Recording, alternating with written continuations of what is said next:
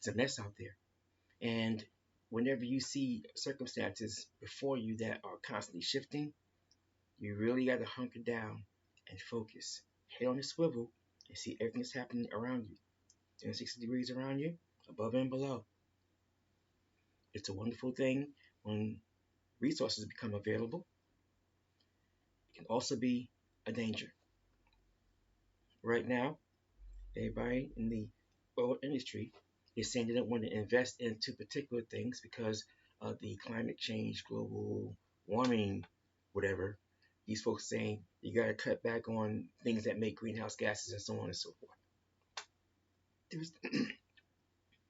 The result is parties don't want to invest in refining systems. There's plenty of oil, just not enough refining capacity because parties don't want to invest into the refining capacity. So the quote unquote gas price at the pump, as some would say, is higher because of a lack of refining capacity.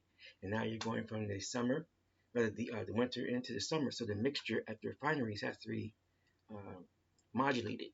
So in springtime and the autumn, or beginning of the autumn, you see the refineries begin to shut down so they can prepare their mixture for the different seasons. They don't shut down altogether, just one at a time, or however the case may be. But they shut down and decrease the amount of supply, and you'll see a bump up in the price at the pump as a result. And then it comes back down, or at least moderates some. So Mamlaka al-Saud said they're not going to be pumping as much oil as before because they're looking to have the quote-unquote oil price maintained around the 100 and worthless digital or paper fiat. The thing is, the demand for that is less. You've had roughly about, in Northern-Amexem alone, about 10.5 million EVs that have been acquired. So 10.5 million vessels fewer that operate via gasoline or diesel fuel or hybrid of gas with some corn or methanol added into it, E85 as some would call it. You're seeing a decrease in the demand for it, not just here. You're seeing it in what some call the Far East, we would say Greater Asia, that particular country of the Amexem-Moor-Empire, Greater Asia. So with a steadily advancing decrease in demand for oil, on the one side of it, finding oil holds promise for those who have the discovery of that particular oil in terms of what it could do for bringing funds in to pay for infrastructure where the oil find was made that can improve lives and improve the quality of lives. At least that's the running theory. The hard reality is you have parties that's involved in the oil game that will make sure that the host nation that has that oil, they'll get something. It'll be reduced because they'll be looking to find ways to destabilize them, where whatever they're getting will end up being spent in other things, usually arms to keep them in power, as opposed to the infrastructure that they were supposed to be building for the masses. The youth get angry because they were hoping for a better quality of life, and with the oil find or the resources like diamonds and gold and silver, like magnesium, iron, chromium, titanium, etc., all, when folks see these type of massive finds, coltan and things of this nature, they're hoping to be able to get infrastructure, psycho-socioeconomic infrastructure as well, in place that will allow them to have a better quality of life than just generally not seeing it. So let's take misnomered corporate so-called Namibia at this point. Rich in diamonds. Most of our family there, they live off of farming, if you would. And their infrastructure for that is not all that great. However, they have it, and we give thanks for that. However, there's oil now. Oil finds in the exclusion zone, the economic exclusion zone. And as a consequence of that oil find, there's projections that their economy would double basically within the next 10 to 15 Earth years. They figure they can get about 53 billion in worthless paper, if you would, or digital worthless fiat, if you would. That would allow them through value-added taxes and other royalty payments from the oil licenses. They expect to get these particular monies, supposed monies, that theoretically they would use to expand their infrastructure and improve their infrastructure for the greater good. If it works out that way, great for them. We'll see how it plays. But they've got major corruption issues over there with fishing. Imagine what it would be for something like this. I don't want to speak anything into existence. I'm just laying out what it is. So the real question now becomes, if Mamlaka al-Saud would like to see the quote-unquote oil price hover around the so-called 100 range or go higher, how does that actually work out for them when Guan district has already said that they're pumping more oil to replace that? Plus, within the next 2 Earth years, they're going to be pumping 30% more than what they're doing right now. A destabilization factor from Guan district is one thing, but a potentially massive find off the coast of corporate so-called Namibia will definitely alter what's happening with the global supply. Again, there's plenty of oil, just not enough refining capacity. So even if Mamlaka al-Saud is not going to pump more,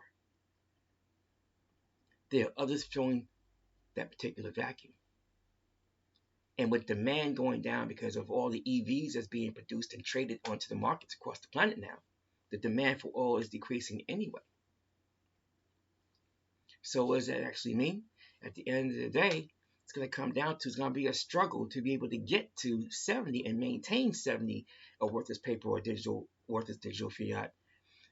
To maintain the high 60, low 70 range, it's going to get harder and harder as whatever they begin to pump as so-called Namibia begins to come online.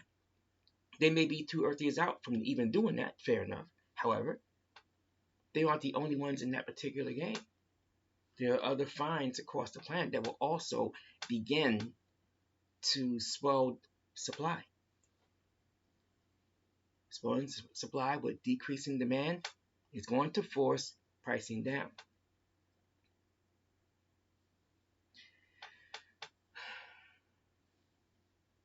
Now the question becomes, what happens with the intent that was made?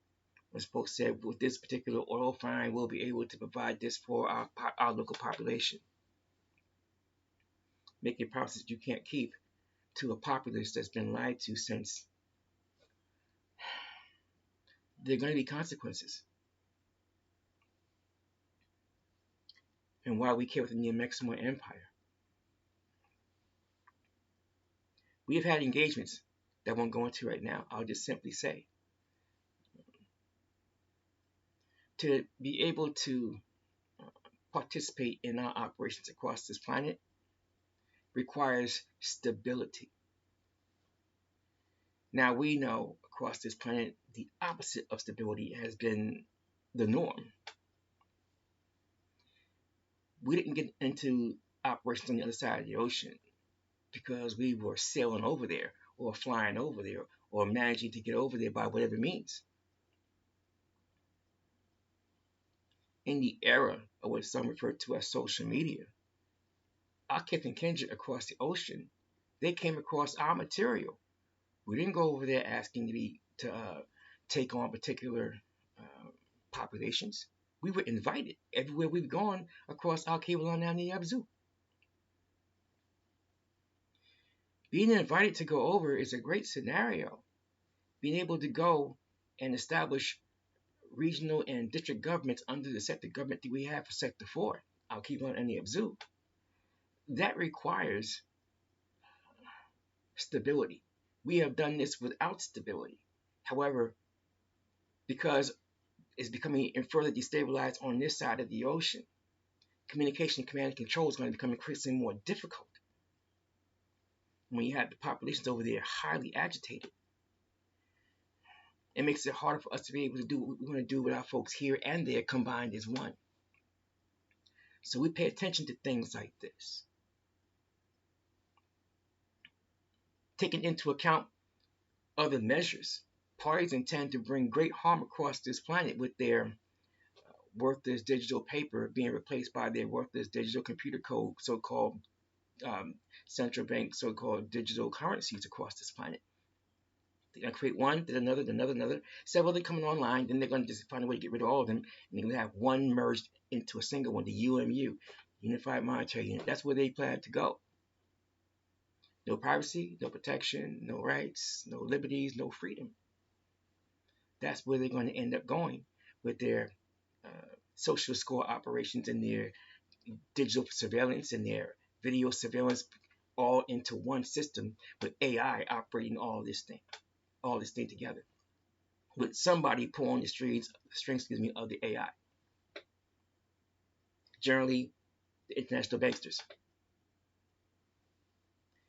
Akith and kindred, most, they get numb, they freeze when this information, even in portions, is put in their face. They don't know how to handle it. They think there's nothing they can do.